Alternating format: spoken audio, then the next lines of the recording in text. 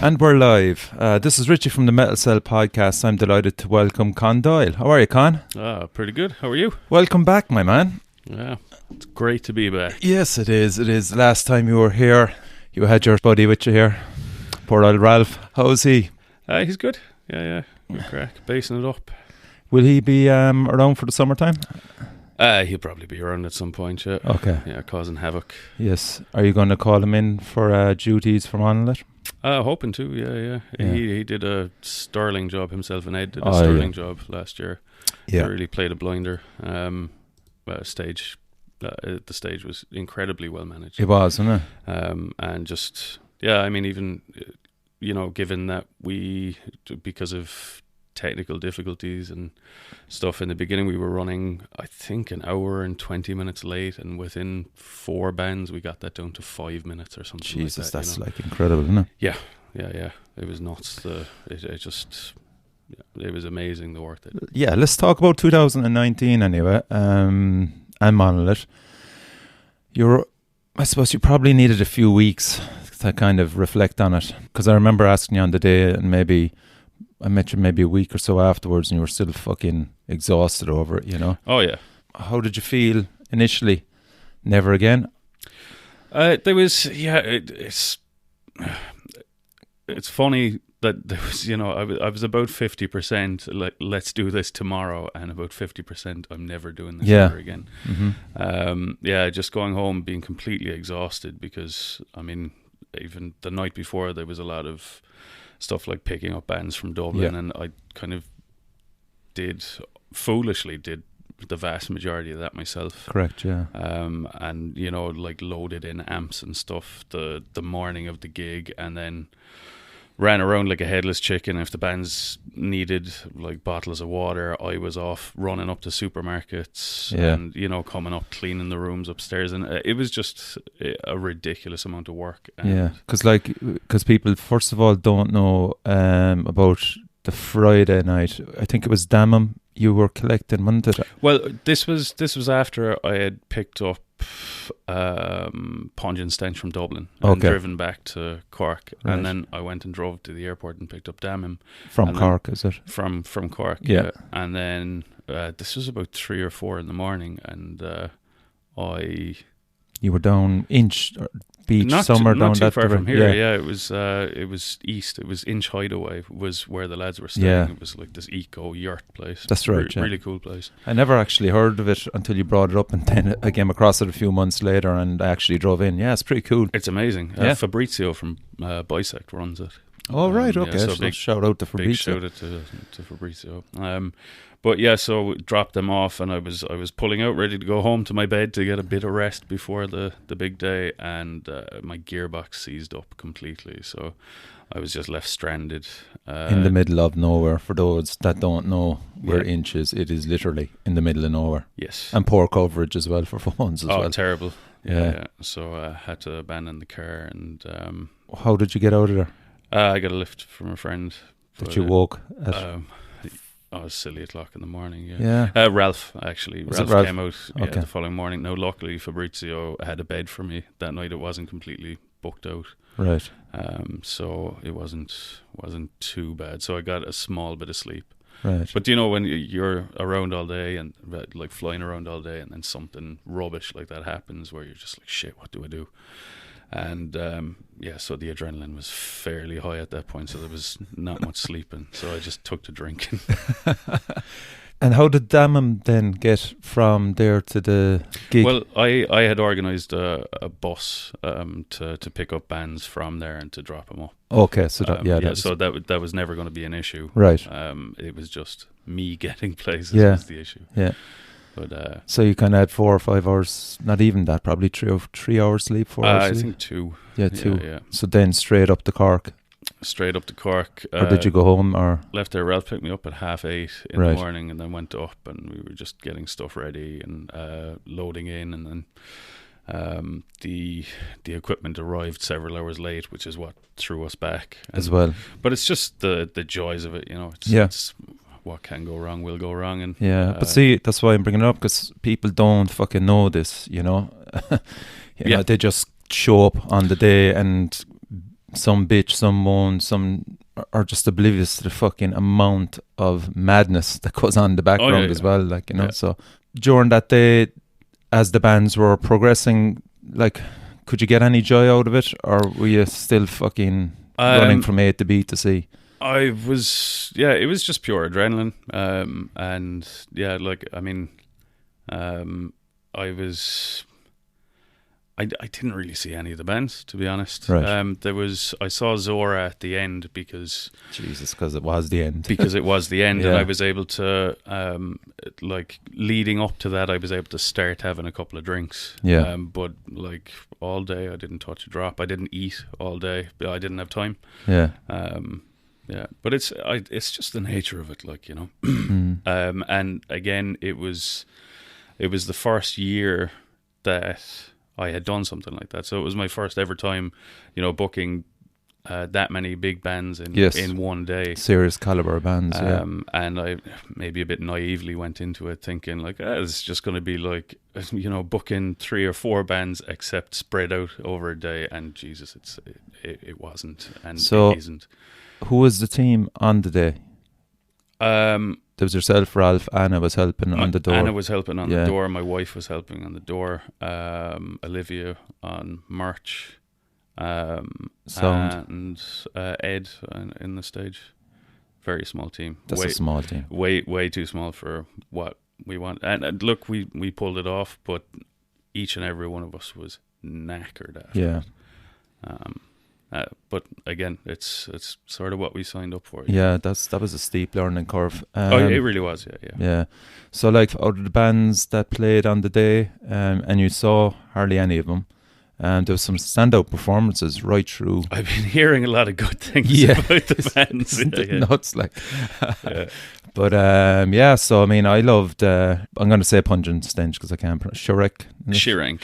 Yeah, Pungent Stench. But I mean, for all intents and purposes, it's Pungent Stench. Yeah. He's the guy who was writing. Like, they surprised me the most because I wasn't expecting them. You know, they're not a band I would come across normally, put it that way. Yeah. And a lot of my mates wouldn't either, so they were fantastic. Sodomized Cadavere were amazing. Yeah, they're unreal. They're coming back again. Why they're back again. Yes. They were so many people's favourites of the festival, you know, and they went away because they stayed down in that Inch place as well. Okay. And so, you know, they, after the gig, they were able to, and the night before the gig, they were able to go and have a couple of cans around a campfire and stay in these giant, super comfortable yurts. So they just had a whale of a time. So it's stress-free. They were instantly like, can we come back next year? Yeah. So I was like, I don't know. But yeah, they put on such a good show. Yeah, King Witch, damn him. I mean, I don't think there was a shit performance in any of them. There wasn't. Truthful, that was just... And actually, funny enough, Pungent Stench, because I dropped them up to Dublin the following day. Right. Off to the airport, and they were very, very disappointed with their performance. What? Really? Yeah. And of course, you couldn't argue against it. Really? Because I had obviously been talking to people, and there was, you know, oh, right, kind okay. of asking them, you did get feedback, what worked, what didn't work, and stuff. And so they were a lot of people who said that they were just amazing. So I was kind of going, lads, look. You know, but the bass player broke a bass string and stuff like that. Okay. I think, that's... And then, of course, Rotten Christ as well. Amazing. Yeah. Yeah, I mean, like, since I was interviewing a few of them, I mean, you set me up fantastic in that room as well. Thanks a million for that. I was just nervous sitting down with Sakis out Rotten Christ. I had so much homework done on him. It was a pity it wasn't filmed because I could just see the surprise in his face for a lot of the questions I was throwing at him. And you just don't know with these guys because you're trying to establish a kind of a rapport with them from nothing. But like that, one of the highlights for me was kind of during the crowd. I was in the middle of the crowd and giving it Holly for one of their songs, and he actually found me in the crowd and just thumped his heart, you know, and I went, fuck it. Weak at the knees. Yeah, fanboy moment. And I just kind of went, maybe that wasn't for me, but all the lads around me went, Jesus Christ, he fucking did it. He did it for you. Did you see that? And I went, I think it was me, all right. And when it was you, and I was going, fuck, it's sweet, man. It's nice when they make that connection. Yeah. Yeah, and you know what, again, it was just a case of like, I fucking did so much homework on him. But yeah, look, if you're asking the questions, like, he's used to, you know, going and being asked the same questions every single time he's interviewed. Yeah. So if you ask him something a little bit outside of the box, he's going to remember it, you know? Yeah. So that leads us nicely into 2020, Monolith. When did you decide, yeah, I'm going to go again for it? Yeah, as I said, sort of instantly. Right. Yeah, but I did take a couple of weeks just till the adrenaline wore off, and so that I could make a decent decision rather than jumping into it. But yeah, like it was fairly well attended. Mm-hmm. Could have been better. I thought it would have been a lot better. Yeah. If I'm being honest. So obviously there was that, and it not meeting expectations there. But Cyprus Avenue were very, very happy, so they were very eager for me to do it again this year. This year, yeah. As was everybody that attended it as well. Well, this is it, exactly. You know? Yeah. Yeah, so I just had to have a good long think about it and just really go over everything that I did and everything that I didn't do, you know, and just see where we could really improve and sort of make improvements in the lineup. And that's when I decided to kind of go 2 days, and yeah, just pack a bit more in there. And yeah, 2 days made everybody sit up. Yeah. So the thinking behind 2 days, more stress for you, obviously. Yeah. Was it just because of the amount of bands that agreed to come in? No, it was because I don't know. It's kind of difficult to call a 1 day festival a festival. Right. Okay. In my mind. Okay. Yeah. So that was part of the reason. Also, just because fuck it, why not? You know, give it another go anyway. Yeah. And Cyprus Avenue were fine with 2 nights. Yeah. Right. They were very happy with it. Yeah. So I always wanted it to grow and to get better, and you know, not stagnate. So I figured that it's third year. It was the right time to bring in the second day and go from there. So yeah, it remains to be seen if it was the right choice. But yeah, and I have no doubt that even though I'm going to delegate far better than I did last year, I have no doubt I'm still going to be knackered at the end of it and going to need a couple of weeks off again. You're the one that's bringing in these bands, and you're not seeing them. Yeah, I mean that's a big sort of downside to it. All right, and hopefully again with the planning that's gone in this year, and you know, seeing that I didn't have that much time, I'm hoping to make time this year and see a lot more. Yeah.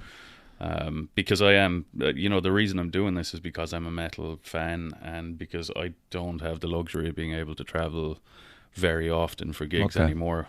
I have 3 kids, you know, and so it's just a pain in the hole having to go up to Dublin to see these bands. So that's a big reason I want to make this work in Cork. And as well as that, you're putting us on the map as well.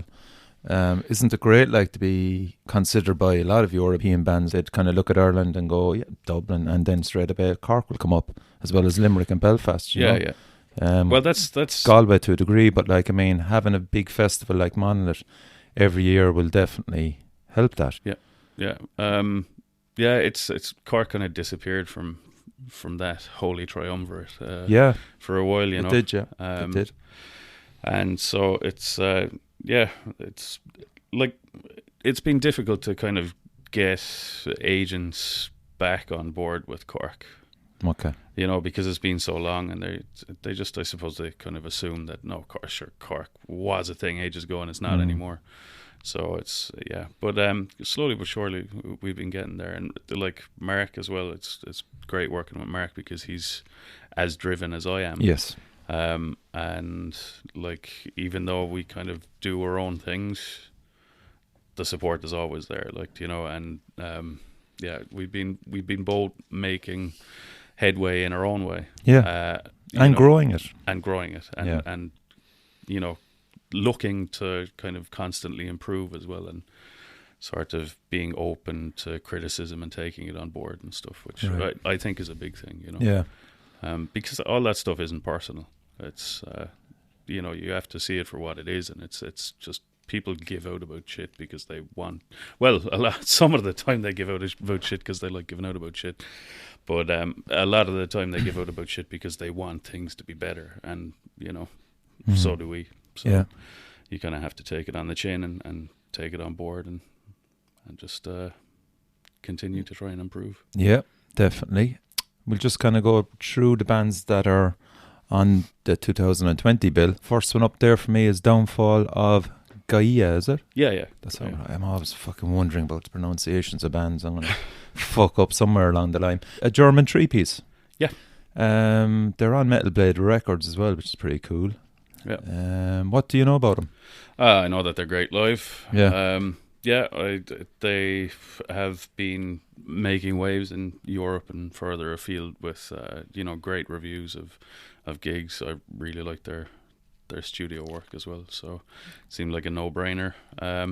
They played in Limerick with The Ocean.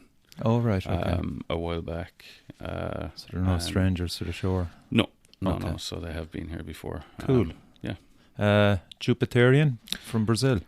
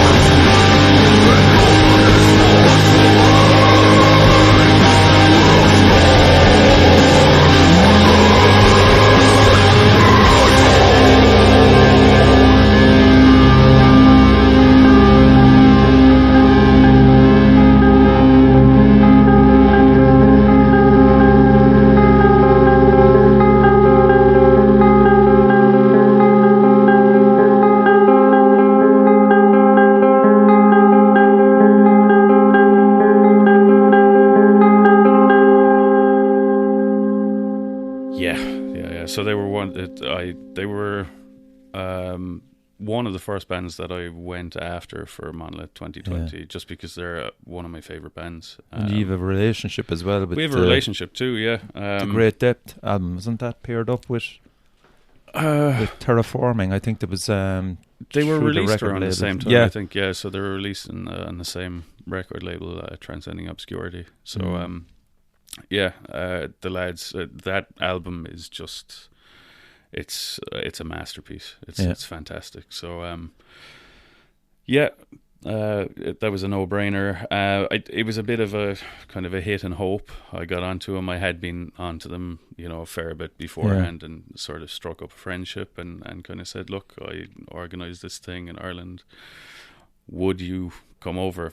Thinking that there was no hope. So they said almost instantly, absolutely yes. Jesus, yeah, brilliant. So it just so happens that the main guy in the band is a massive fan of like sort of ancient Celtic stuff, is it? No? Not just Celtic stuff all over the world, right, but okay. Celtic stuff would be a big, like stone circles and just places like Newgrange. So he's super excited about coming over, nice. And so they've sort of built a bit of a tour around Monolith, which is cool. Are they playing anywhere else in Ireland? No, or is it UK? No. Okay, so that's cool. Yeah, and they'll be doing a exclusive. couple of European dates. Yeah, actually, there's so many exclusives. Nobody seems to know who they are either. They're a masked entity, is it? Yeah. So there is that level of mystique. Yeah, they're very sexy ladies underneath all the black garb. So go to Monolith. They're very promiscuous. They will definitely try and chat you up. You announced then with them as well, Elder Druid. Yeah, everybody's favourites. Love Elder Druid. Oh, they're great. Fantastic. Brilliant Golgotha album as well. Is incredible. Yeah, it's a great album, and getting the recognition it deserves. Exactly, which is always good to see. And like they're part of a European tour. Actually, they finished up there. Finished, yeah. So, I mean, and they love Cork. To be fair. Yeah. Yeah, they do. We've pretty much adopted them at this point. We have, haven't we? Yeah. One of many bands that we've adopted. Yeah. So the next one up, you announced then, was Swallow the Sun, which made everybody sit up. That's a huge one. Yeah. A great band. They're Finnish, isn't it? Yeah. They kind of sound a bit like My Dying Bride initially, was it? Or little bit, and then kind of moved on doing their own stuff. Yeah. They're fantastic. They were a big get. So they'll be headlining the Friday. Yeah. I think they did a number one in Finland as well. Did they? Yeah, their EP, really? Plague of Butterflies, September 2008. Jesus. There you go. Thanks, Jamie. I got Jamie from Joe Rogan to give me the facts. And Verkalac as well. Verkalac, who just were in Kerrang's... Yeah, number 27, 27, man. I think. Isn't that fucking incredible? Fair play. Yeah, and Zealot Cult as well. Bit further back in the rankings, but who cares, You don't have to worry about where you are. Like, I'm in the top 50 greatest death metal bands of the last 10 years. It's fine. Yeah, it's true, man. It's fantastic. They're actually embarking on a US East Coast tour in May. Yeah, with Sacrilegia and Spite. Yeah. They're doing great things, man. There's a lot of Irish bands who are doing great things now. They're really pushing it. Yeah, I mean, getting to America is a big thing. Of course, Dara and Invictus as well, helping, that whole cause as well. It's great, man. Yeah. And they're playing on the Maryland Death Fest as well. Yeah, that'd be huge. Isn't they? Yeah. I wonder they're the only Irish band ever to play that. I'm just thinking, could Primordial might have. I don't know. I didn't even check, but it's fucking a rare thing to be on that Maryland Death Fest. Fairly high accolade, isn't it? Yeah. Do you know who's playing on that as well? Me. Is what? Yeah, Benediction. Yeah, they're on that bill as well. Yeah, and last year, was it Pungent Stench maybe? Are on it this year as well. Okay. I think so, yeah. Weren't Conan on it as well? And Conan, I think Conan were on it. Yeah, there's quite a few. Yeah. So, I mean, definitely you're getting bang for your buck, lads. Come to Monolith, get bang for your buck. You won't have to go to Maryland. God alone, how'd you get them on board? Well, look, they were because they weren't at last year's one. And so I figured they're constantly improving. Yeah. And we'll dispute they, as much as any other Cork band, deserve to be on a bigger stage in Cork. Yes. I mean, it's great to be putting on gigs around the place, but it's something really special to get them up on what I think is the best venue for underground metal in the city, in Cyprus Avenue. So it was just a no-brainer. Yeah, and luckily enough they were available. Yep, which is great. In their hectic schedule. Yeah, definitely. I think they're playing another big festival as well in summer in Europe. Might be in England maybe as well. They announced it. The name escapes me. They are playing Arctangent. Yeah, that's it. Yeah. Arctangent. Yeah. That's a great one to get on, man. Absolutely. They'll definitely get a bigger crowd. Getting into them as well. So more exposure for God alone. Yeah, excellent. It's all there for him. Yeah, Rory from Galway City is coming up. Yeah. How did you approach him? Well, I was talking to him about the possibility of him running a stall there. Okay. And then I was kind of thinking of what to do between bands, and I've decided to do a sort of Irish only playlist in between bands. Right. It was my own fault last year, but I just completely forgot that there should be some sort of music between changeovers. Right. And I don't even know what they were playing in between bands last year. So I'm going to do up a playlist this time, and then for the later bands on the Saturday, Rory O'Boyle is going to be doing a set for the 20-minute changeovers. Okay. So there'll constantly be something. Yeah. He's kind of ambient, kind of drone. Yeah, sort of experimental, droney ambient, and all the other words that go to describe stuff that you don't really know what it is. Yeah. That crack. I kind of like that stuff. I think it's great. There's kind of a nice crossover kind of with it for us 80s kids as well that like our synth and stuff like that. Yeah, big time. So and appeals to me. Yeah, he was he played support to Bellwitch when I put them on up in Dublin. Yeah. And he was fantastic. And he's done stuff. He's done The Ritual and twice, I think. So yeah, he's great. Machine. We talked about Sodomized Cadaver. Can't wait for them. Yeah. I don't think anybody will miss their set, being truthful. Certainly not anyone that was there last year anyway. Yeah. They were just so much crack. From what I heard. It was old school death metal played it's meat and potatoes, fucking well. Death metal. So well. Just, yeah. They just hammered it out. I loved it. Okay, Mord Stigmata from Poland.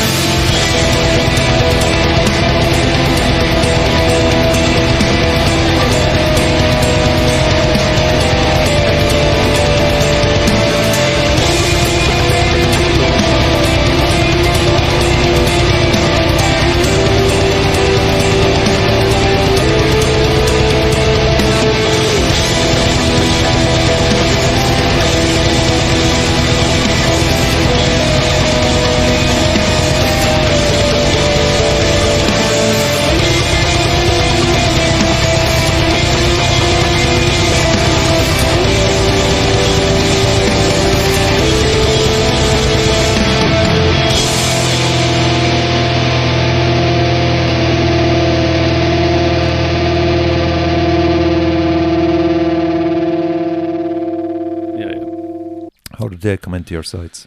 So I was playing a festival a couple of years ago with Soothsayer, Gathum. Bless you. So I think everybody will know about Gotham from the last podcast. Go on. Probably. Yeah, it was that same one actually. So we were staying in Peter from Dumasa. He runs that festival, and he put us up in this ridiculously beautiful area. It was these sort of cabins with just bunk beds in it, but like you didn't need anything else in it. Just a jacks in it and everything. But it was like right outside our door there was this giant lake, and you go around and there's snakes around the place and stuff. It was class. But we came home after the festival one night, and I was sitting outside just chatting to a guy. I had no idea who he was, and I was just like, we just chatted like, what band are you in, what band are you in, blah blah blah. It was obvious the two of us were big dirty metalers. So I got to know, and that's Jack from Morda Stigmata. So I said to him back then, I was like, cool, I have to get you over to Ireland at some point, you know. And he was like, oh yeah, well we'll be working on a new album soon, so maybe we can do that. And then I was supposed to bring him over, and it didn't work out. But they were free and available, and definitely up for coming over for a Monolith, and they'll be another highlight. Yeah, black metal.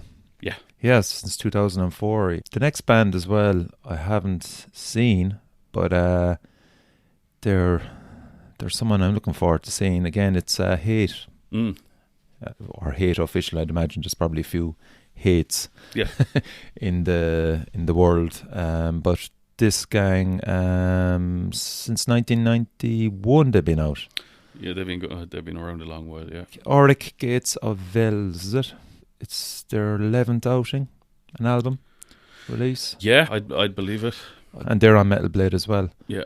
From Poland. Yeah. So what's the thinking behind them? They were another band who were just sort of famous for putting on an incredibly good live show. And that was something that from day one of doing Monolith, that it was, you know, if you want to play Monolith, you have to be able to put on an excellent show, and so they're no different. They were one that I actively pursued as well. They're on a massive tour at the moment. Did you see that? They're heading off in March. It's like fucking crazy. It's like maybe 40 dates around Europe. Okay, and they're on with Belphegor as well, I think, for something. Are they touring with Belphegor? It's death metal. Yeah. Okay, cool. Nice to see another band from Belfast as well coming through, Owl Crusher. Yeah. I've been trying to get them doing for a while now. Sludgier than a pig farmer's boots. Classic. Yep. Go on. I've just been trying to get them doing for ages, and they were never able to. So this time they were able to. Right. I suppose I gave them enough advance. Like, I started booking bands a couple of months ago. Everything's been announced now for start of December. I think was the last announcement. It was, yeah. So Necronautical from the UK. From the UK, yeah.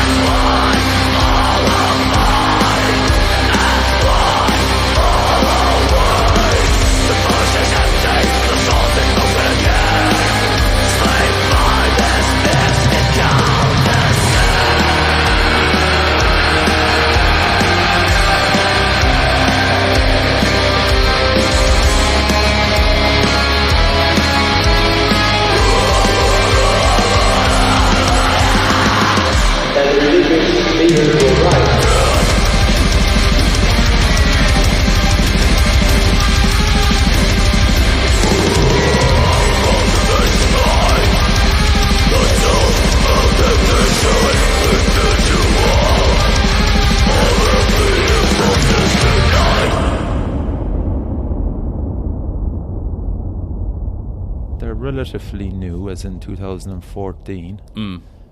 Black and Metal again, is it? Yeah. Okay.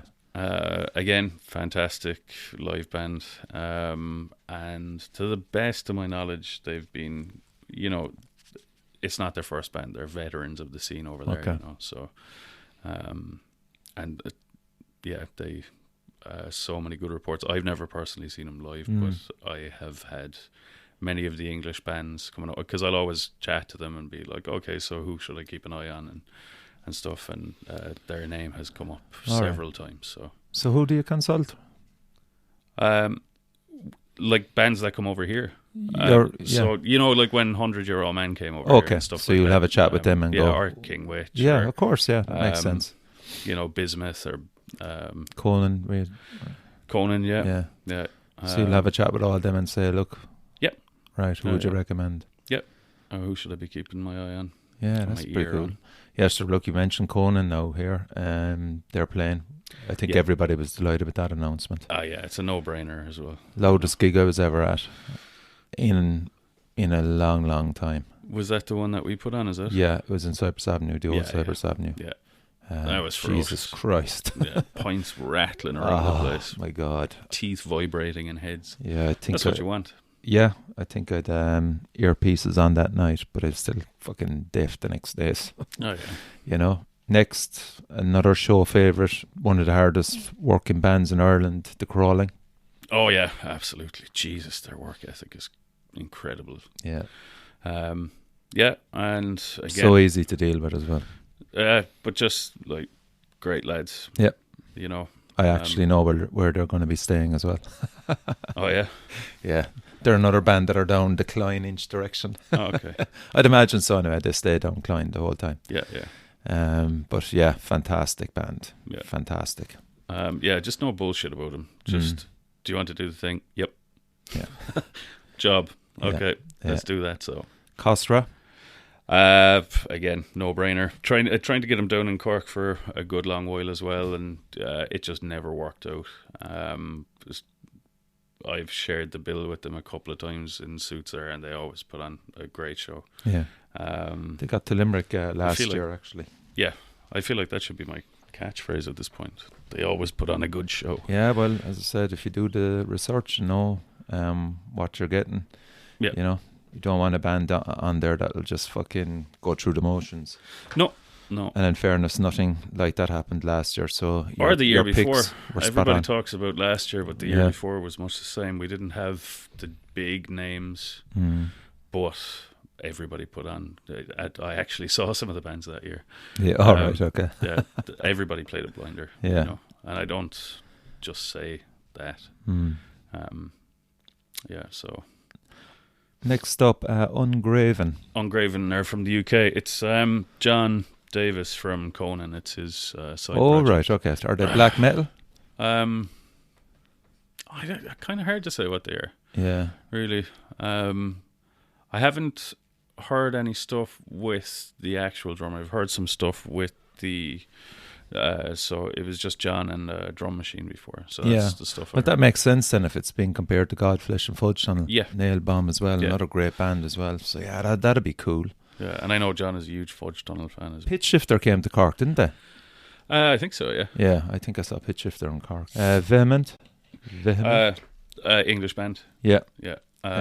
Again, they played Bloodstock actually. Did it?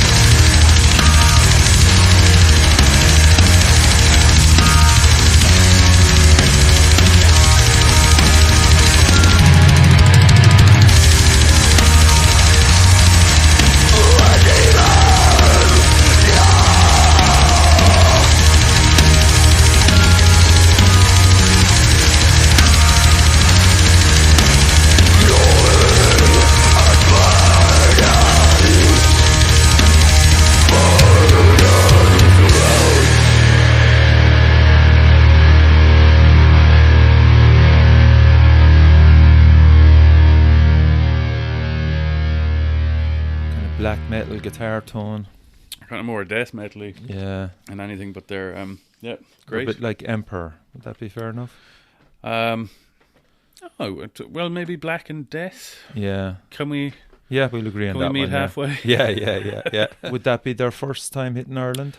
To the best of my knowledge. Right. Yeah, again, lovely guys to deal with. No bullshit about them. And still have sort of regular contact with them. They're very much looking forward to coming over. Yeah. So deliberately leaving the last two, the big ones, Cancer. Yeah. Everybody, yes, punched the air with that. That's a great one. Yeah, first time in Ireland. Yeah. Was that a hard one to pull off? No. No? No. Jesus. Okay. Yeah. Who was your point of contact? Well, I got onto them individually first. Right. And yeah, it was just they said they'd be up for it, but they wanted to go through the agent. Yep. Which is, look, it's understandable. That's the nature of the thing. Nature of the beast. So yeah, that's what I did and got it sorted. It was only afterwards I found out that it was their first time ever playing in Ireland. Right. Which to me is fucking bonkers. It is weird. Next isn't door it? neighbours. They were supposed to play here in the 90s with supporting Deicide. I would have said that they would have hit Ireland in the 90s. That's what I would have been thinking. Like, you know, I would have thought that they were all over the place. Considering Bowl Thrower was there, you know, all that kind of ilk. And and Benediction then.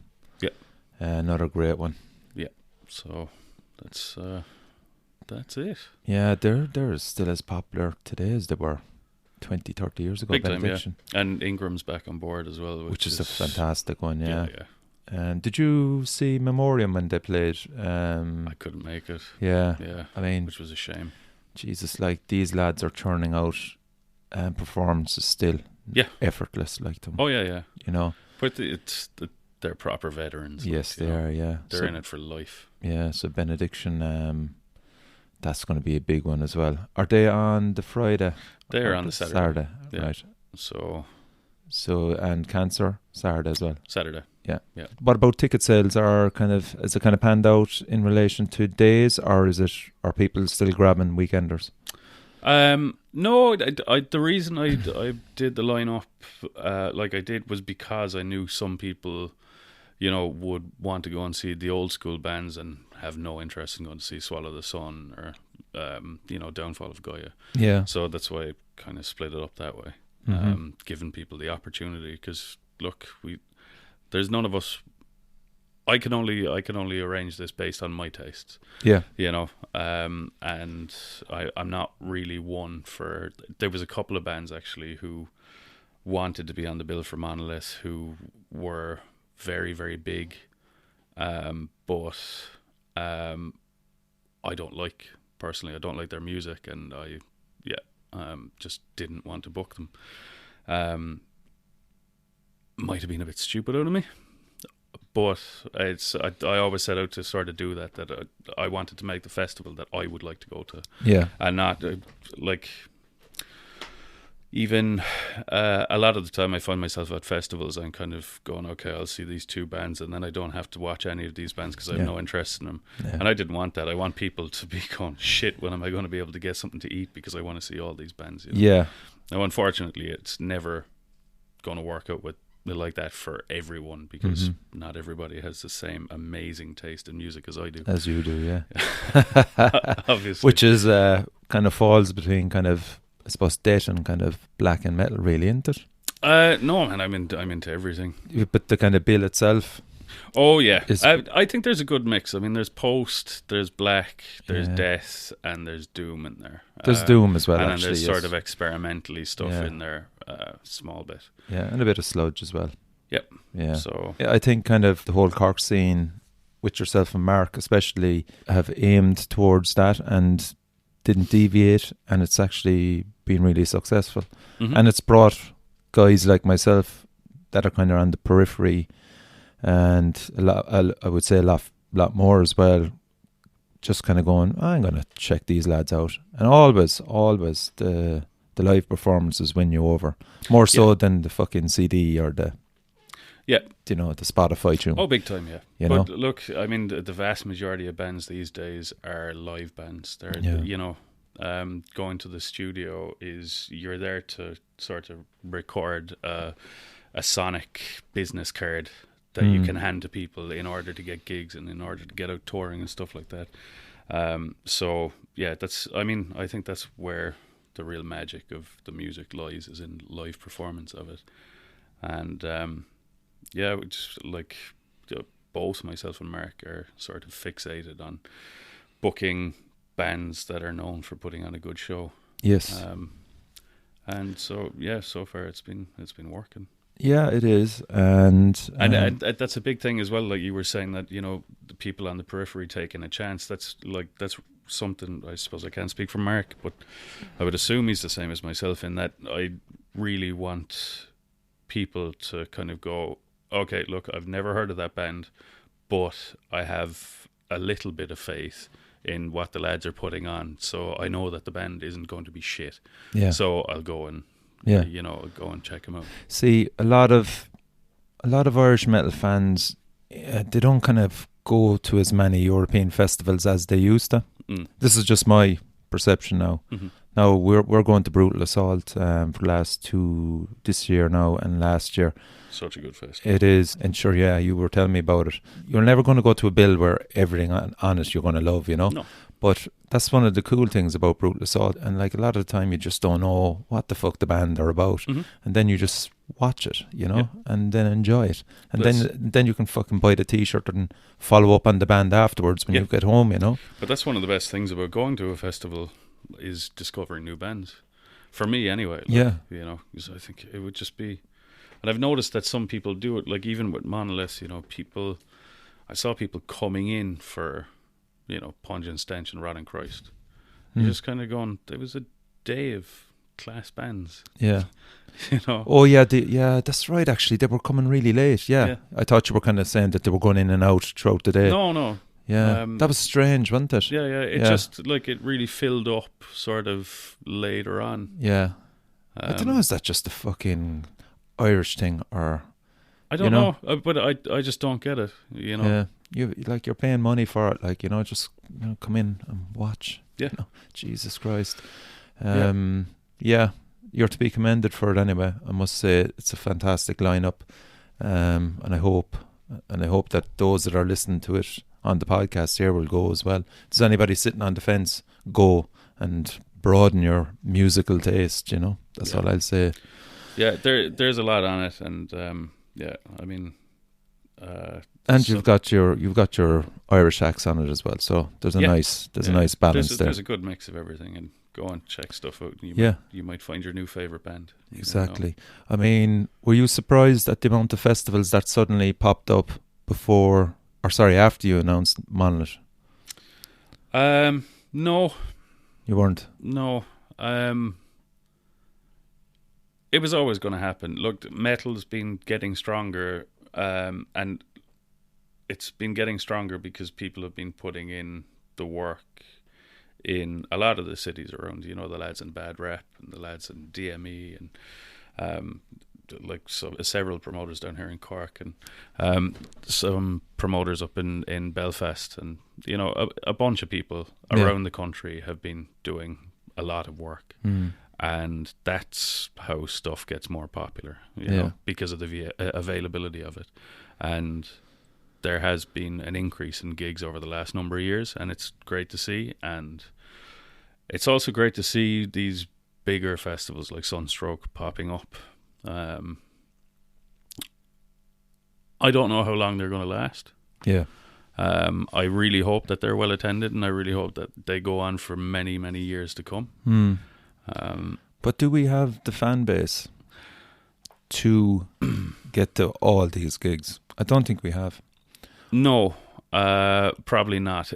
Like, there are always going to be the people who go to everything. Yeah, you know. But I think the vast majority of people are going to have to start choosing between stuff. And look,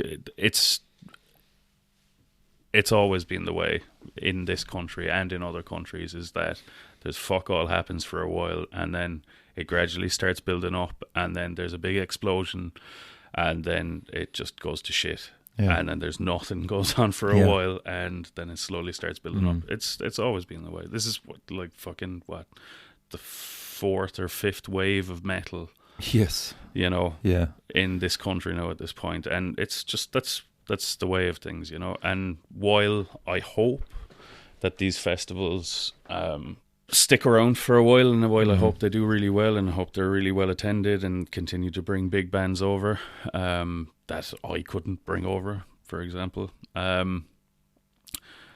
can't help but worry a small bit that this is the sort of beginning of the end of this wave. Do you know what I mean? That's what I kind of wonder. Yeah. Because you can kind of see it. You question sometimes why people aren't out at certain bands, after everything has been done correctly from a commercial point of view, promoting the show, everything, and still, you're still wondering, what the fuck, like, how come they're not there? Yeah. Now, there's a million and one reasons, but it shouldn't be down to the promoter being blamed for not doing all he could. Well, I mean, not if they have done all they could. Then still nobody couldn't be arsed because they're watching 4 or 5 weeks down the line a big US gig coming in to Dublin, do you know? Stuff like that. Slipknot, for example, fucking sold out.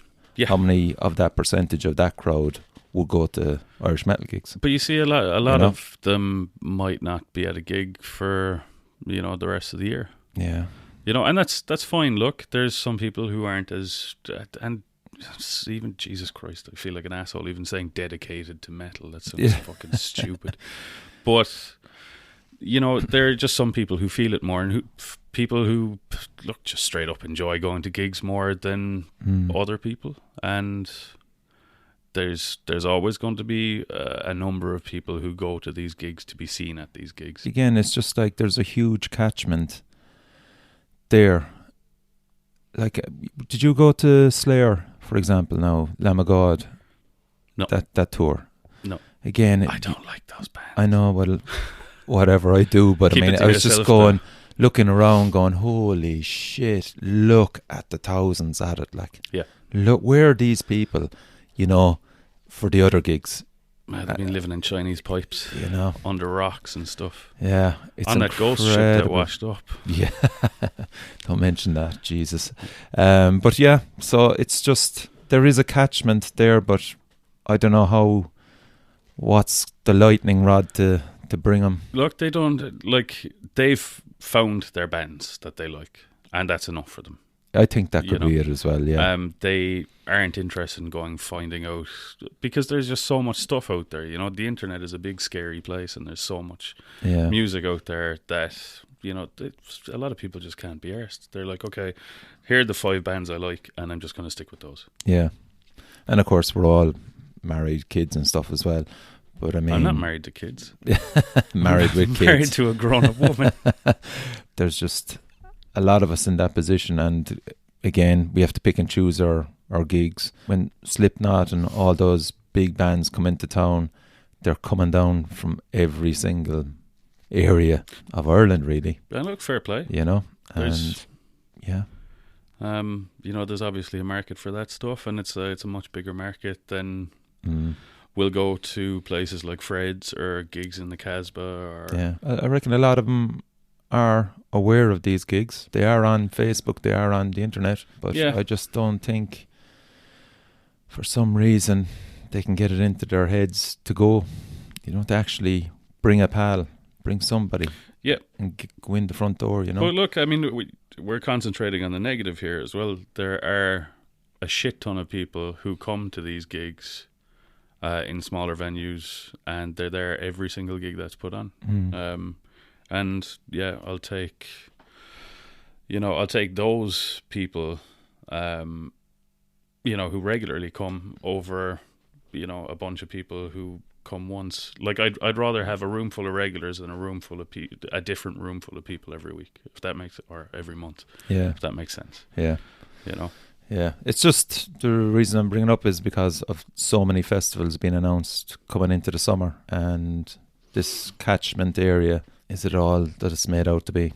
You know, someone will suffer ultimately because of it, you know. Oh yeah, absolutely. Like kind of when you were growing up, your main source, like me, was probably Dublin for gigs, was it? Did you go to much? Oh yeah, shit tons. Yeah. Yeah.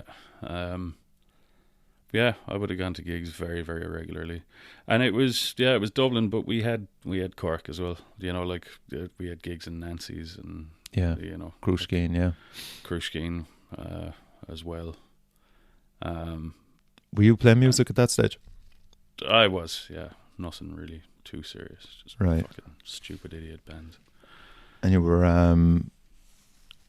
learning guitar at that stage? Still learning guitar, yeah. Man. Haven't mastered it yet. You're zen. Yeah. Oh, yeah, no, for the bigger gigs I would have travelled, but I was at gigs constantly as well. Yeah, like, but back then as well, we had metal and hard rock club nights in Cork.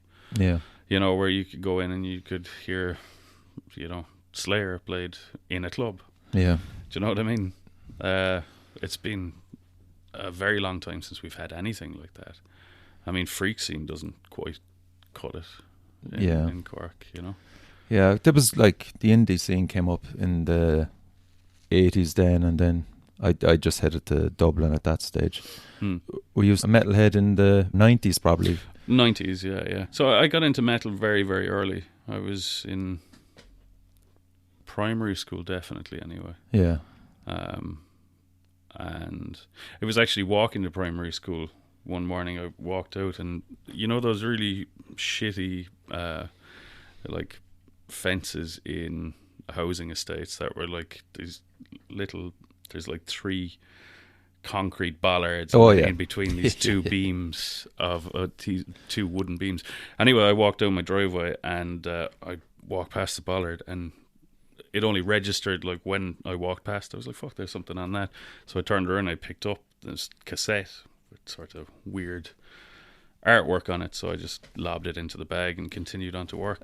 Anyway, about a week later, I remembered the thing in the bag, you know, and I was like, oh, Jesus, what's that? And I was kind of into Prodigy at the time. Oh, cool, yeah. Which isn't too bad, I suppose. Yeah, that's good. And so, yeah, opened the bag and put it on, and it turned out to be Rust in Peace. By Megadeth. Yeah, Jesus. Yeah. So still no idea how or who left it there, but that was, Rust in Peace, wow. I was actually at that tour. Now I'm showing my age. Yeah. Alice in Chains supported that tour. Yeah, fantastic.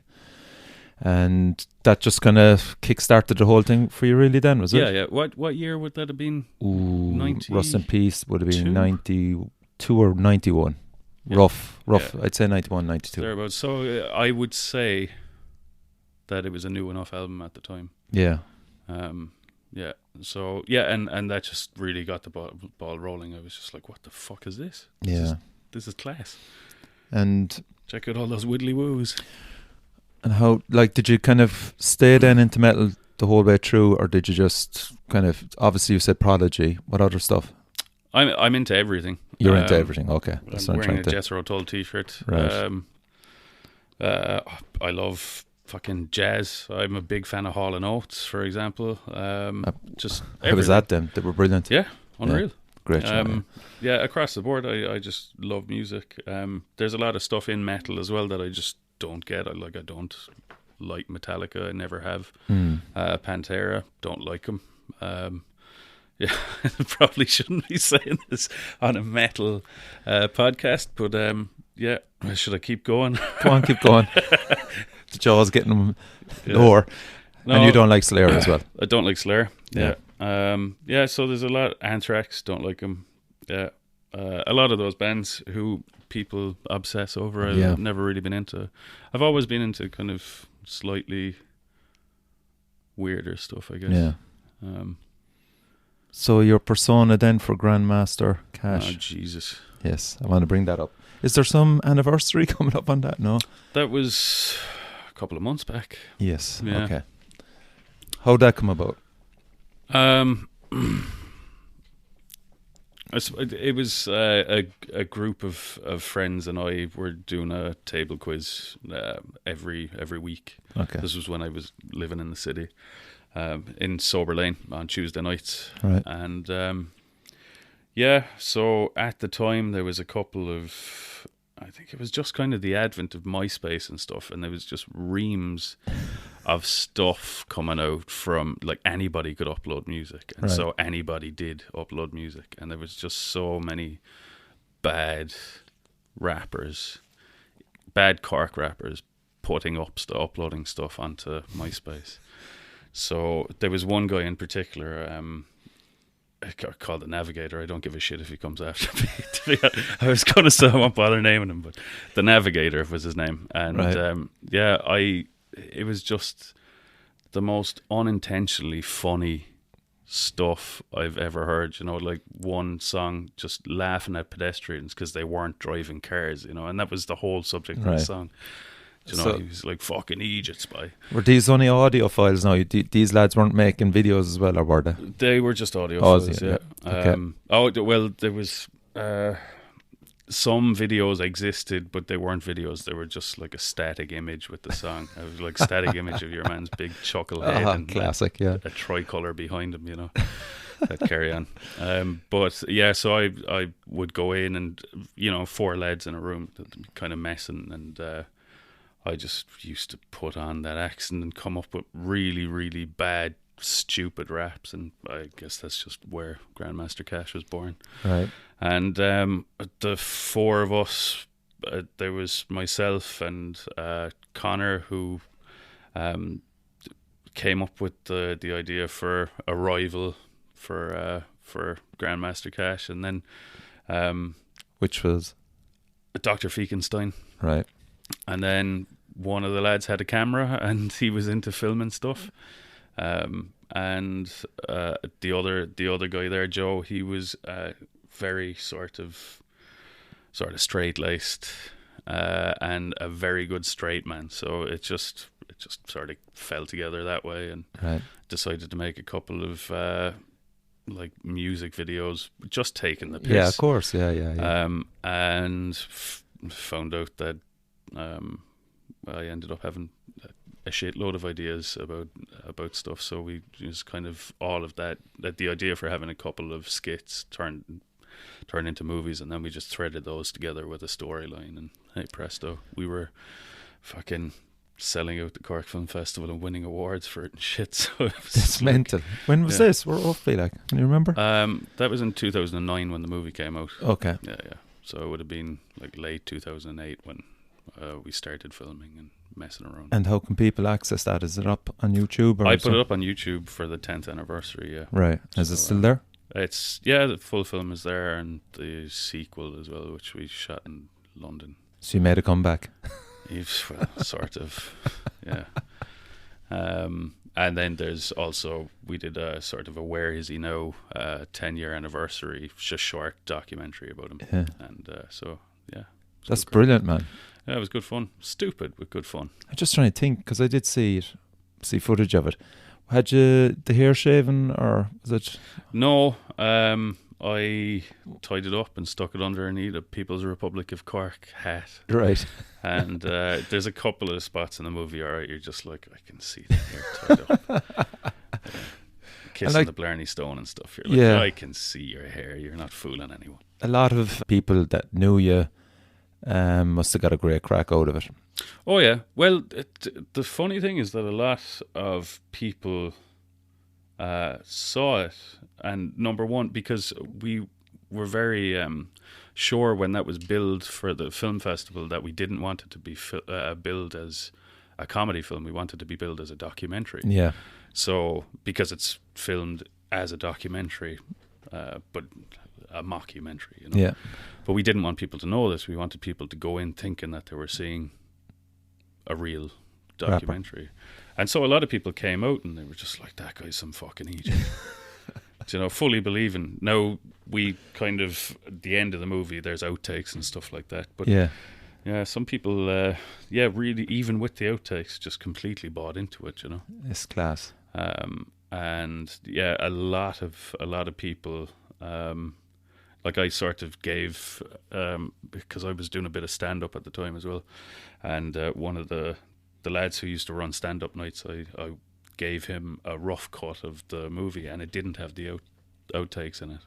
I just wanted to get his feedback, and he came back and he was like, yeah, I really enjoyed it. Where did you find your man? I was like, what you mean? And he was just like, your man, the Grandmaster Cash fella. And I was just like, what do you mean, where did we find him? He's like, oh yeah, I just, is he someone you knew before? And I was like, that was me. And he's like, he wasn't your fuck. So, that's brilliant. So, and like, you didn't expect the whole way it went in the Cork Film Festival. Like, no. That's just mind blowing. But there was a lot of stuff. Like, look, it's fucking 10 years after the film came out. I'm allowed to spoil it now. Yeah. Like, we got Tommy Tiernan for it, and like, we didn't. There was lots of stuff in it that we didn't expect, that I was just emailing people and they just bought into it. Like. Hate and hope, like, and like Tommy came on board, and he was just, he's like an integral part in the movie. No, he's like, he makes a big difference in the character's life and stuff. And it's just, it was bizarre, but like, never really took off further than. Yeah, but I mean, you look at the likes of the Rubber Bandits. Well, we actually, because we did live shows at the time as well, and we played with the Rubber Bandits a bunch of times. Did you? Yeah. Yeah. Jesus. And the Hardy Bucks. And the Hardy Bucks. Hector O'Hookagone and fucking loads of stuff. Had some serious characters. Yeah. We played in like the Galway Comedy Festival and loads of places. It was a very, very strange time in my life. How old were you then? Mid to late 20s. Right. Thereabouts. Yeah. You just rode with the wave. This is it. But it was kind of fucking depressing as well, because, we were getting paid to do a lot of these gigs where it was just myself and Connor going up on stage with two microphones and a backing track, and we were getting paid, and we were both playing metal. Like, Connor used to play in Serum. I don't know if you remember that band. No. They were thrash metal band from Cork, but like, both of us kind of looking at each other going, we're going up here doing really badly written fucking purposely badly written, of course, rap music, and getting paid far more than we're ever going to get paid for fucking. And were people turning up for it? Like, loads of people. Yeah, we were. The crowds were there. Yeah. It's bizarre. It was very bizarre. Yeah. Like, I remember one night we played down in some nightclub in Tralee. We played like Rag Week in Cork. Sure, that would have been. But down busy. in Tralee we went down, and I was expecting there to be about 7 people there, and it was fucking packed. Jesus It Christ. was just bananas. Just weird days. It is, yeah. It's a mad side to you that I certainly didn't know about, and I just was on the floor dying laughing when I was watching it. I was like, my past life as a fucking rapper. Who'd have thunk it? But Cork always throws up things like that, just the quirky humour. The lads from the north side. Young Offenders. Yeah. There's a prime example of it again. Someone just spotting kind of a hole in the market for different type of comedy again. Yeah. But even the Cork Comedy Club has that's been going on for years, man. It has, and that's been a brilliant spot as well for great nights out. It's had some huge names come through those doors as well, man. Yeah, no, really. There's like Brian, the fellow who runs that, is he's a genius when it comes to bookings. Like, he really is.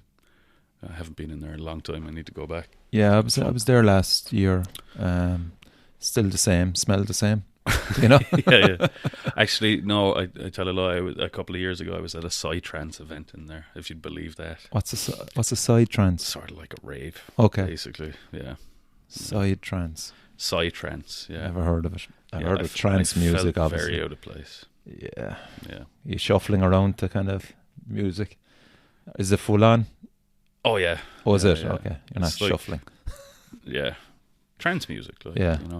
Jesus. Music to take drugs. Actually, Brutal Assault had a room with all that stuff on. Yeah. We came across it and sat down for a while, and then went, no. Did you have some of the frozen beer? No, I didn't come across that. Oh, come on. No. It's the highlight of the festival, man. No, never came across it. Okay, you gotta. Are you Wonder going if again? yeah, we're going this Yeah, year. you need to go looking. It's like 27% beer, Okay. frozen, cryogenically frozen, and then they give you tiny little glasses. They usually recommend that there's about 60 with this thing, and they tap it for you, and then just squeeze off a little bit, and you're supposed to sip it. But myself and Mark got one between us. One between We you. were just like doing them like shots. Okay. And it was so much fun. Yeah. Yeah. That they didn't advertise that now, unless it's For a fucking reason, I'd say. yeah, Jesus Christ. But yeah, like it's very, very nice. Okay. Also, what are you doing? Where's your head at the moment, creatively wise? Are you writing much music? Yeah, writing a ton of music. Okay. Just finding a fucking home for it, to be honest. You were kind enough to give me some Soothsayer. Fantastic. Yeah. How far down the line is that? We are close. We're going in now on Sunday, it being Friday now. So in 2 days' time, we're going to just record some finishing touches. And then we have other people who I'm not at liberty to announce. They're going to be doing some work on it, and then we'll be sending it off to be mastered. Brilliant. And so we're probably looking at a midsummer release, Right. all going to plan. Okay. These things rarely do. Is Liam back in the country? Liam is not currently back in the country, Okay. but he will be if he doesn't get eaten by cannibals or trampled by cows. Okay. But he's still contributing via email or... Yeah. We've been back and forth. All right. Okay. He'd be in touch fairly often. Yeah, he's writing some great articles as well. He really is, yeah. Shout out to Liam there. Yeah, I suppose it's an eye opener when you're coming from, Cork scene, which is, I mean, like, it's the Irish scene. We have it pretty easy, whereas like in India, I'd imagine it's a lot more difficult to put on gigs, and I'd imagine so. Honestly, I know fuck all about it, but that's the impression I get. But I'd say it's going over to that. He'll come back with a newfound appreciation of relatively easy it is over here. Yeah, true. Yeah. What other bands are you working with? I am working with Ugnis. Ugnis. Yeah. Okay. So that's going well. Hoping to we're working on material at the moment. Right. So what kind of style is it? Is it doom? It Black is. So Ugnis has been going since '96. Right. And it's Rob from Male Morga's band before they were Male Morga. Right. And it kind of evolved into what we now know Male Morga as being this sort of folky metal, folky doom metal, we'll say. Whereas this Ugnis stuff is doom metal with sort of folky influences. Right. If you know what I mean. That's fair enough. Yeah. So there's a bit of a difference there. It's great working with the lads. So I joined the band as a guitarist, and now I'm a drummer. Right. So looking forward to getting stuff together now, and hopefully get out gigging before the end of the year. Right. Okay. Yeah, aiming for maybe autumn. We'll see. You came here with an exclusive. Yeah. So on October 2nd, right, in Cyprus Avenue, I'm going to have Harikiri for the Sky. Right. So they're the Austrian post-black metal band, which are fantastic. Right. Okay. Class. So yeah, it's not announced. Consider this the announcement. Great stuff. And support from Gallup.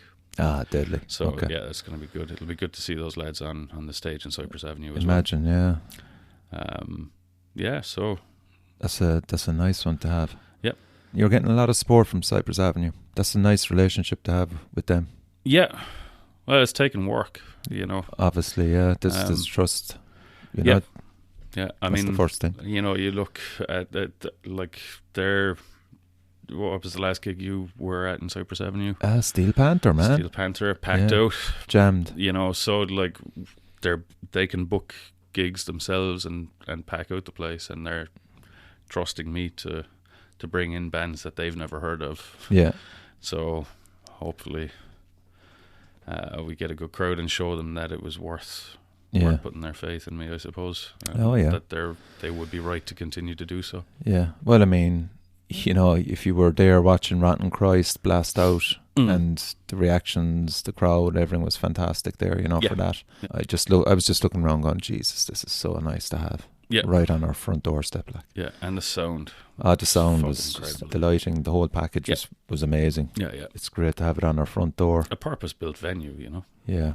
And it's just that right size for... Is there a gig venue as well downstairs, or is that just rumours? It is, yeah. It's a small one. So it's in... If you're looking at the bar at the back, I suppose it's into the left there behind the curtain. Okay. Of the old oak. Winthrop Avenue, I think, isn't it? Right. Is that what it is? Winthrop Street? Right. One or the other. It would be a smaller... I suppose it's probably more suited to acoustic... gigs, really. But like I was talking to the owner about the possibility of maybe doing something there, so they would be open to that, but I don't think it's I know that it's not a very big room. Yeah. Are we talking about Fred size? Okay. Yeah, thereabouts. Probably a lot brighter as well. Well, sure, Fred's is grand if you turn on the lights. That'd be bright too, you know. No, I just think if it's the one I'm thinking of, they've done a bit of work to it, and it looks really modern, you know. Yeah. So I don't know who they're going to be marketing there for. It could be just singer-songwriter nights as well. You don't know. Could well be, yeah. Yeah. Maybe DJs, or you know, could just be a room that they're going to, you know, rent out for 21st and 40th. So for the rest of the months leading into Monolith, what's your plans? Leading in, well, hopefully I'll have a couple of announcements for before that. I'm working on stuff at the moment, right? And then of course, in relation to promotions, is it promotion gigs? Okay, yeah. And then in September we have Amenra, that's a big one as well. Yeah, so that should be great with Partholone and Realm Kingdom. Yeah. So really, really looking forward to that. That's their Irish debut, and it's an exclusive. They're fucking incredible live. Yeah. If you miss that, I'll be worried about you. You know. Yeah, they're just incredible live. Like, do yourself a favor, look up videos of them playing live. Like, are you going to go on another, we'll say, run of promoting Monolith closer to the time?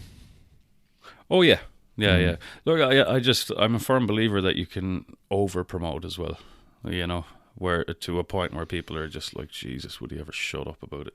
Just give it a rest, you know. You don't want to be sticking it in people's faces.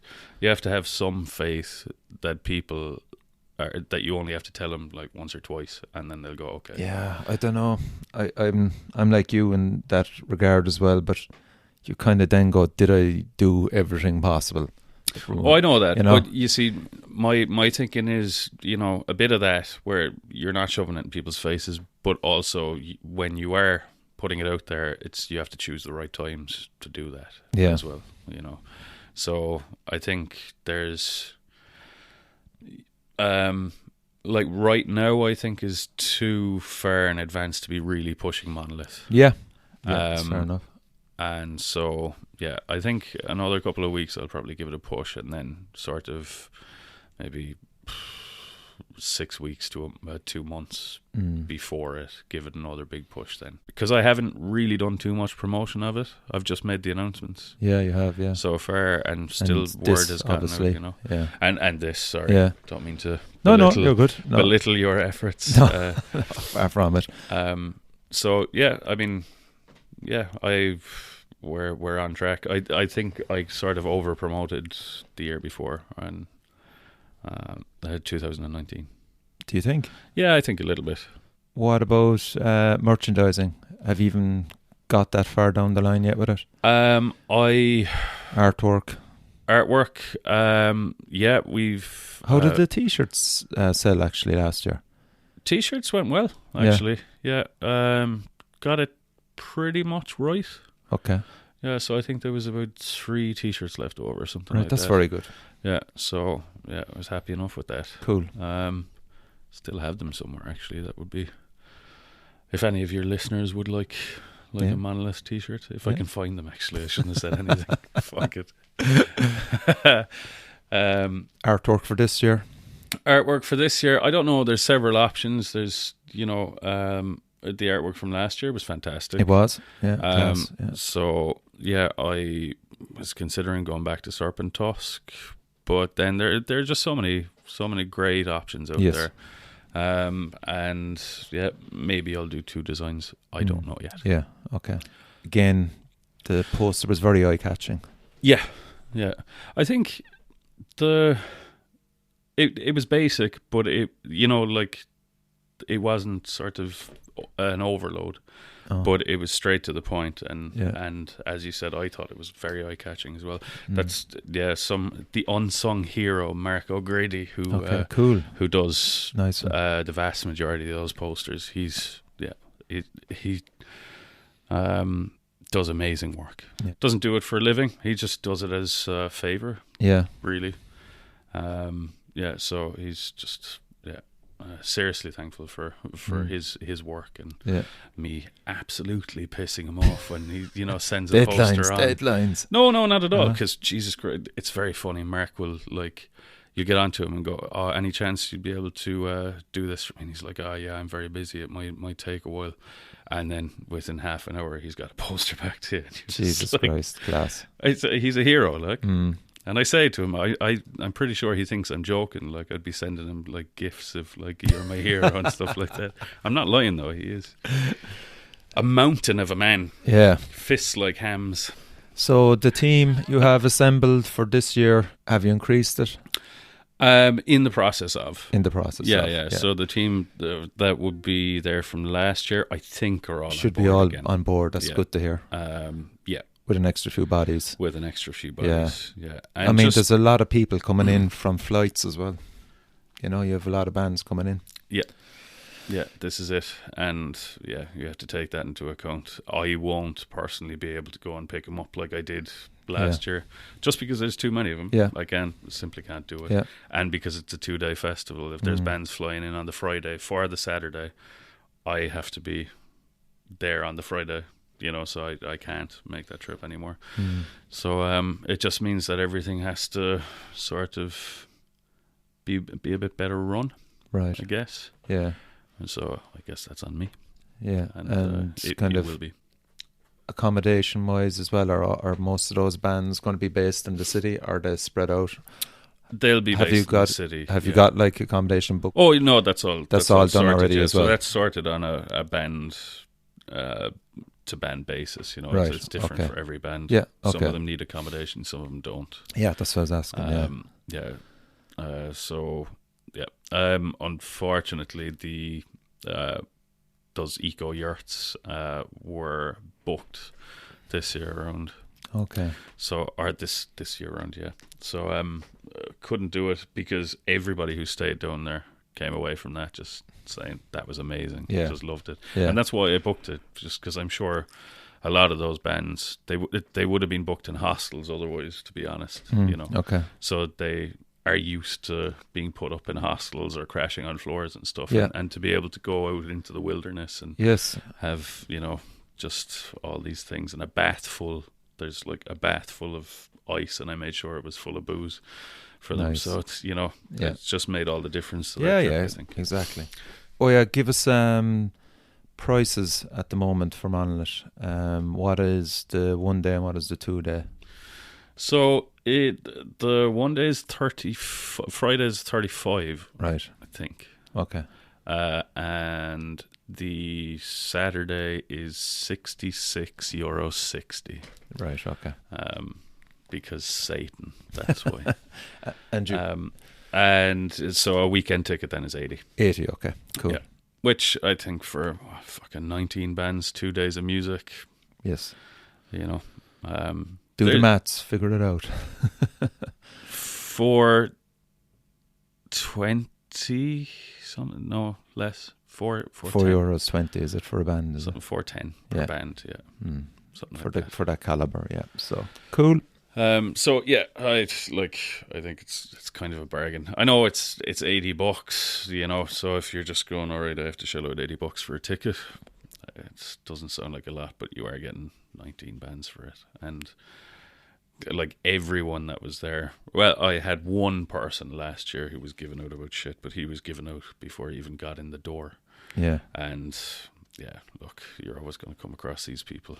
Oh yeah, absolutely. Yeah. So, but everybody else, there was people walking out the door asking when tickets for next year were on sale, that they'd buy them immediately, you know. So. And they can get them directly from Eventbrite. Eventbrite, yeah. So, I looked into doing physical tickets for it, because I put up a post asking would people be interested in, and we got a huge reaction out of people saying, yeah, absolutely, I'd be. And sure, so I was like, okay, I'll get physical tickets done. So, yeah, or you can order those from emailing us directly and stuff. Not one physical ticket gone. Like, plenty of tickets sold, you know, for Monolith, but not one physical ticket. So it's like, all right, I guess we're not doing physical tickets. So it's funny. It is, yeah. Yeah, it's something I don't understand. But maybe just people are holding on to their cash until they get closer to the time.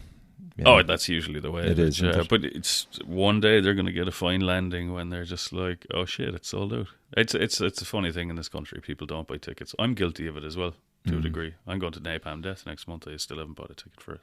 Yeah, I don't know why. I know. Yeah, I can't understand why. Actually, no, that's a lie. I might be working the day after, but I'm pretty sure I'm not working. Right. But still, it's just that tiny chance that I might be working. Again, circumstances. I mean, I know I had to pay €970 up front for accommodation for brutal assault. I think it was 6 of us for 4 nights. Yeah. That just fucking flayed my credit card. There's 2 or 3 other gigs coming up, and you're just going, I'll leave it to the last minute for that ticket. It's an expensive hobby. It is. Being a metal fan. It is. Yeah. It is. My wife is constantly giving out about the amount of t-shirts I have. Oh. And records. Fucking vinyl and t-shirts. I'd say if I never bought vinyl or t-shirts in my life at gigs, I'd probably be a multi-millionaire at this point. I would be, I'd be alongside you in that Ferrari, man. Wearing a Hawaiian shirt or something, you know? Fucking ridiculous. It is mental, isn't it? Yeah. Yeah. It's crazy. It's just the cross that us metalers have to bear. I have definitely cut down on my trips to Dublin But you have to as well, man. For European bands coming in, you know? Yeah.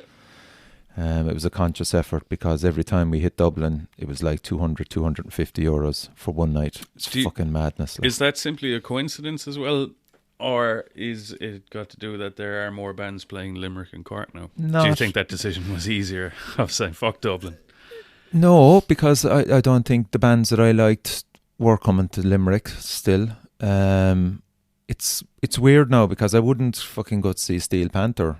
I wouldn't travel up to Dublin to see Steel Panther, put it that way. Nor would I travel to Dublin or Limerick to see The Darkness. But they came to Cork, so I was there. Yeah. You know, simple as that. That's my logic now. Sure, it probably takes you as long to get to Cork as it would to get to fucking Limerick, I'd say. No, it's only 30 minutes. But crucially, it cost me €40 then to get home on a cab. Oh, shit, yeah, you have to get a cab, do you? Yeah, see, that's €40. Yeah. Put aside for that before I even drink. Whereas up in Dublin, 60 quid gone before you see a band, with sharing a hotel, we'll say. Yeah. €50 petrol, €100 drinking money with food. Oh, it's fucking expensive. And fucking t-shirts then. That's a holiday. €30. Yeah. You need to have a couple of drinks when you're up there as well, just to soften the fucking blow of actually making a trip up there, you know. So, for example, now I'm actually going to see Exodus, Testament and Death Angel. Yeah, should be a good one. So that's my one jaunt up to Dublin, I'd say, probably out of 2. Yeah, but you're hitting 3 birds with one stone there. Oh, well, yeah. And Gary Holt with Exodus as well, so enough fucking said. You know, that was my first. I checked to see if he was playing. If he wasn't playing, I actually wouldn't have went, being truthful. Yeah, you know? They played Gathum. He wasn't there. they displayed some very diva-ish behavior. Okay, great. Tell. So it was raining fairly heavily, and they just started having a go at everybody with ears, basically. Was this on stage or? No, this was before they were due to go on, so they were just giving out, saying that they weren't, because we were in the backstage area, so we heard all this. Mm-hmm. And yeah, they were just giving out because it was raining. So it wasn't, the lads who were running the festival, it wasn't their fucking fault. Yeah, of course. So these lads just screaming at them because it was raining, and they were the stage manager was just like, okay, so what are you telling me? Are you saying that you're not going to play? And they were just being like really like not answering it, basically. Yeah. And then later on they were freaking out because the towels that they were given didn't smell like lavender. Yeah. Jesus, yeah. Just proper diva behavior. And it was like I just lost any respect I had for any of them. I was just like, oh, fuck those guys. Yeah. Yeah. So yeah. I have no time for that. Really. I don't think anybody would really. We're too old for that shit anyway. Yeah, but people watching it, like, just going, lads, fucking hell. Yeah, you get to go out there and play the music you love in front of people who love watching you play the music you love. Yeah. Shut up. Yeah. Just fucking shut up, like. And I can appreciate that sometimes it probably is a bit annoying if you're on tour constantly and shit doesn't go your way. But at the same time, giving out because the towels didn't smell like lavender. Fuck off. Yeah. And then going out on stage and just going, metal, check us out, metal, yeah, we're so metal. Fuck off, lavender towels. I'm going to be watching Exodus now, and I'm just going to be looking up. I know, I've fucked Exodus now for you. The seed is there already. Yeah, sorry about that. But look, I suppose they're up way higher rungs than others, so I presume they have this fucking thing, they can demand it and probably get it, but I can understand as well, just going fucking lavender towels. I know, look, but you got the towels. I think if you're higher up that ladder, you should be fucking even more thankful. But look, that's me, and it's easy for me to say I'm not in that position. Yeah, I fucking am a massive dickhead, but I could turn into an even bigger dickhead. Given my ego might swell up to crazy sizes and be given out that Jesus Christ, like, yeah. So I made a conscious decision November 2018. I said, right, fuck that. I'm not actively going to bands in Dublin that are European anymore, and I just stay local, just get into as many bands as I can. And it meant me going to gigs, just driving up, none of my mates going, having a Heineken Zero in Cork, and then just getting to know people. I'm looking at Limerick now as well, just drive up to Limerick, have a few Heineken Zeros and drive home. Yeah. Yeah. That's what I do now. Because you're not doing an overnighter anymore. You're not getting grief off the missus as well. Yeah. Fuck's sake. Why are you up in Dublin? Not to say your wife would ever give you grief over something like that. No. She's probably very supportive. Very encouraging with the podcast and everything. Not spending all my time editing and now getting into video side of things. Well, very supportive. Of course. But yeah, and you know what? It's been brilliant. Last year was brilliant. Dublin, going to Dublin is stressful.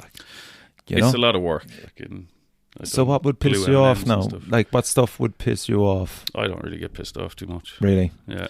I get pissed off when people are two-faced. That's something. And when people just fucking skirt around issues, just say what you fucking mean. But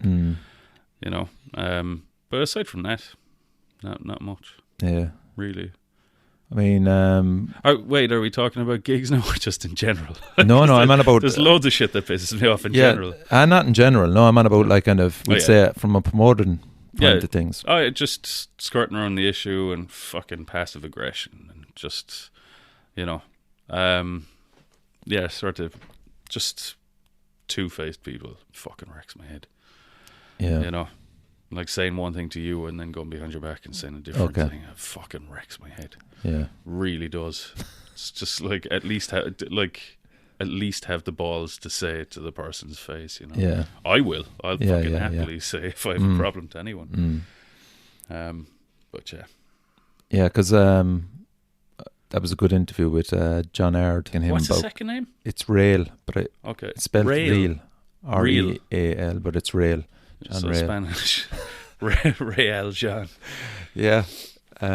He's a Man United fan. We'll say nothing. Okay, yeah. Poor fella. But yeah, I was just interested to hear what annoys him, you know, or what he expects of bands, especially running the Siege, you know. Yeah. I suppose kind of with you and Monolith, what's coming through the doors there. You've curated those yourself, so a lot of these bands shouldn't be problematic. No, and I would, like, there's been a couple of bands now that I've wanted to book, and then I've thought better of it because they have, we'll say, history of being difficult to deal with, you know. Right. So, yeah, I've kind of avoided working. You know yourself, like, you hear stories sort of immediately when you start booking bands like this. You know who to avoid. John is the same, I'm sure. Yeah. Any promoter who's booking that level of bands is the same. Yeah. That there's some bands who just don't work with them because they will just wreck your fucking head. Yeah. Okay, my man, we'll call a halt to it there. Listen, thanks a million for coming on the show. Always great having you on it. Yeah, it's just because I don't wear pants. Yeah, why did you bring it up again? Fuck's sake, man. I don't know. Getting a bad reputation about that. Diddly-doo-doo-doo. And Monolith, we went through all the bands for you there. So your next task is to check them out on YouTube, Bandcamp them. And do check it out. I'm not on Spotify, but that's another thing that I need to do is just fucking get on Spotify. And make no, actually, I don't, because I don't want to. I'm not fucking doing that. Yeah. Someone else can do it. Yeah. Actually, do a playlist. We did a nice review of all the bands that are due on. So yeah. I mean, geez. I might do a YouTube playlist maybe of those bands and put it up. Yeah. Spotify doesn't pay artists anything, so fuck those guys. Fucking hell. So that's it. It's cool that there's some Soothsayer coming our way as well. That's good news as well. And that's basically it. Con, really, is it? Mm-hmm. I would say so, yeah. And just keep an eye for further announcements in the Paranoid Beast. Yeah, Paranoid Beast promotions. Yeah, I mean, there's gigs every month, the Paranoid Pit gigs, and there's also, we got Stone Jesus in June. That's right, which is a big gig. That's in the Crane Lane. Yeah, in the Crane Lane. Yeah, so there's plenty of going on. Okay, plenty for everyone. Cool. So support your local metal scene. Support the shit out of it. Yeah, and thanks again to Con for coming on. Over and out.